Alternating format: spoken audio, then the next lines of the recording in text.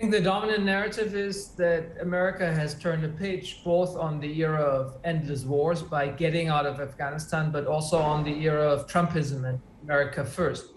So Biden sent this message quite effectively in the speech. He said that the US wants to focus on the shared challenges of climate change and pandemics, that it doesn't want a Cold War. He didn't mention China by name, but it vigorously stands on the side of those fighting for dignity and against authoritarianism. So all in all, it was an effective speech, I thought, but allies and people around the world alike ask themselves, will Biden be able to deliver, and do his actions, or do US actions, match the rhetoric?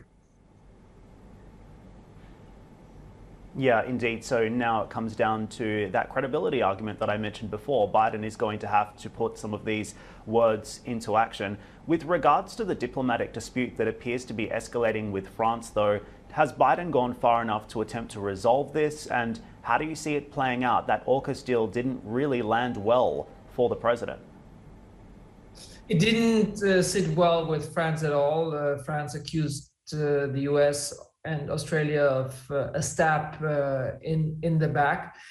There's no way for Biden to address this dispute at the UN General Assembly. President Macron is not present. I think it will all boil down to the meeting between President Biden and President Macron. And President Biden will need to put something on the table for France, because otherwise the dispute with France will threaten to undermine the overall rebuilding of alliances and US credibility. And I think the US had good reasons to enter this deal with Australia and the UK, but didn't fully take into account the fallout. And but I think President Biden has every opportunity to mend fences with France and put something on the table and show that he's serious about also including France in cooperation in the Indo-Pacific.